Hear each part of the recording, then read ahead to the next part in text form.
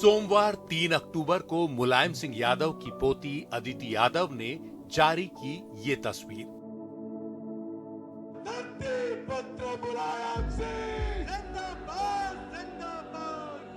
लेकिन 83 साल के कद्दावर समाजवादी नेता मुलायम सिंह यादव ने अपने परिजनों और समर्थकों के विराट हुजूम को मायूस करते हुए हमेशा के लिए आंखें मूंद ली।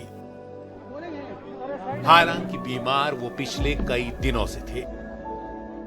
ये तस्वीर 6 सितंबर की है, जब वो अस्पताल के बेड से ही बिहार के मुख्यमंत्री नीतीश कुमार के साथ मिलकर विपक्षी एकता की बात कर रहे थे।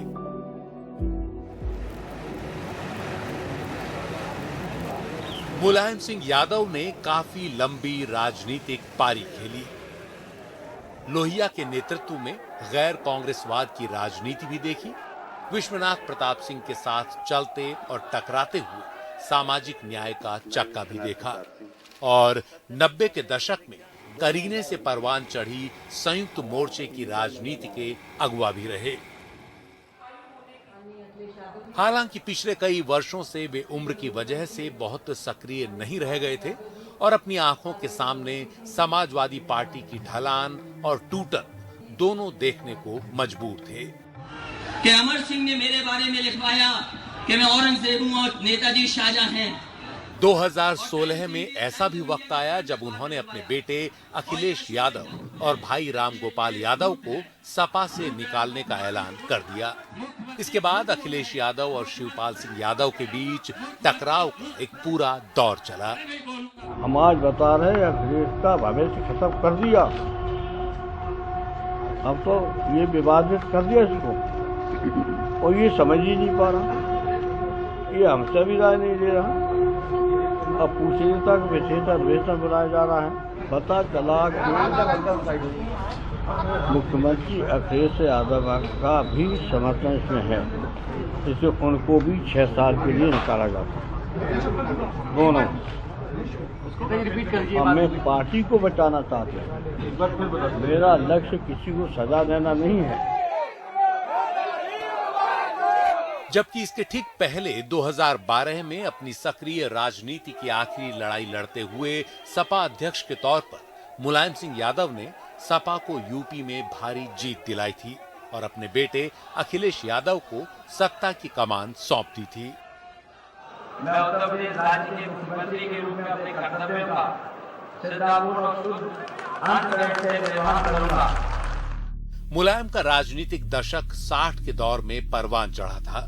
1967 में जब लोहिया के नेतृत्व में 9 राज्यों में पहली बार गैर कांग्रेसी सरकारें बनी थीं, तब मुलायम सिंह संसोपा के टिकट पर यूपी विधानसभा के लिए चुने गए थे। यूपी में चरण सिंह की राजनीतिक विरासत को अजीत सिंह से लगभग छीनते हुए उन्होंने तब की जनता पार्टी और फिर जनता दल के नेता के तौर पर स्थापित किया। 1989 में पहली बार यूपी के मुख्यमंत्री भी बने, लेकिन 1991 में जनता दल टूटा और उनकी सरकार भी जाती रही। 1993 में उन्होंने फिर यूपी में सरकार बनाई। ये सरकार भी मायावती के साथ टकराव के बीच अपना कार्यकाल पूरा नहीं कर पाई। तीसरी बार वो 2003 में मुख्यमंत्री बने और 2007 तक इस ओहदे पर रहे। 90 का दौर मुलायम का सबसे चुनौती भरा दौर था। राम मंदिर से जुड़ी सांप्रदायिक राजनीति की लड़ाई यूपी की जमीन पर लड़ी जा रही थी। 1990 में अयोध्या में गुंबदों पर चढ़े कार सेवकों पर गोली चलाने के लिए वो बदनाम हुए, जबकि ये बात कभी साफ नहीं हुई कि उस गोलीकांड में कितने लोग मारे गए थे। 1992 में बाबरी मस्जिद गिरा दी गई और कल्याण सिंह सरकार बर्खास्त कर दी गई। 1993 में कांशीराम की बसपा के साथ मिलकर उन्होंने दलितों और पिछड़ों की जो ऐतिहासिक गोलबंदी की, उसका असर ये हुआ कि यूपी में उन उन्मादी दिनों में भी बीजेपी को पीछे छोड़ सपा बसपा की सरकार बन गई। लेकिन ये दोस्ती ज्यादा नहीं टिकी। बसपा इसके बाद बीजेपी के साथ हाथ मिलाती और सरकार बनाती नजर आई। इसी दौरान केंद्रीय राजनीति में पहली बार संयुक्त मोर्चे की सरकार बनी। 1996 में अटल बिहारी वाजपेयी की 13 दिनों की सरकार के जाने के बाद देवेगौड़ा के नेतृत्व में जो सरकार बनी उसमें मुलायम सिंह यादव रक्षा मंत्री बनाए गए। लेकिन इसके बाद संयुक्त मोर्चा भी बिखरा और सपा की राजनीति भी।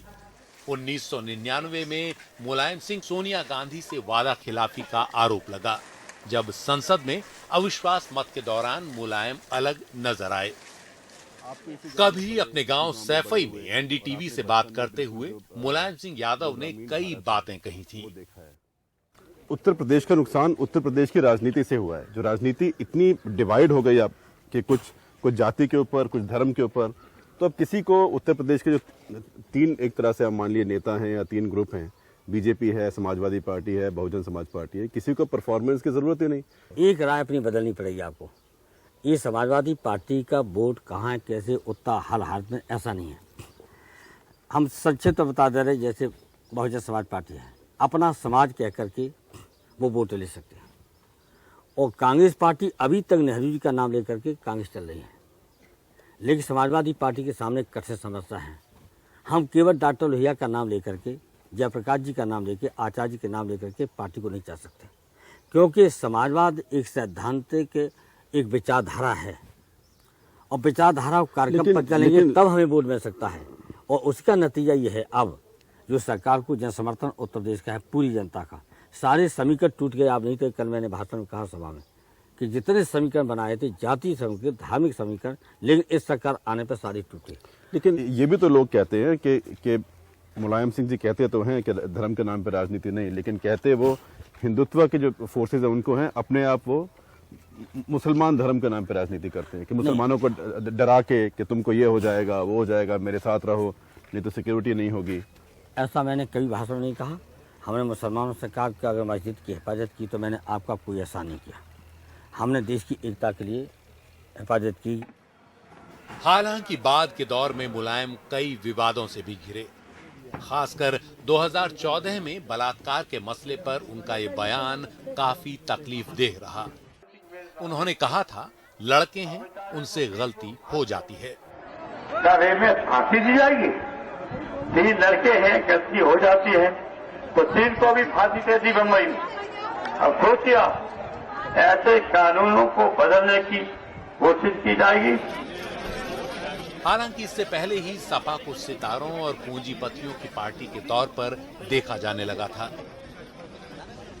लेकिन इन सारे विवादों के बावजूद ये भूला नहीं जा सकता कि मुलायम ने बहुत मुश्किल दौर में राजनीति की और बहुत नीचे से ऊपर उठे। यूपी में सामाजिक न्याय और गरीबों की राजनीति अगर एक मोड़ तक आ सके तो इसका काफी कुछ सेहरा मुलायम सिंह यादव के सिर भी जाता है। सांप्रदायिकता के विरोध की उनकी राजनीति ने उन्हें मौलाना मुलायम का भी खिताब दिलवा दिया।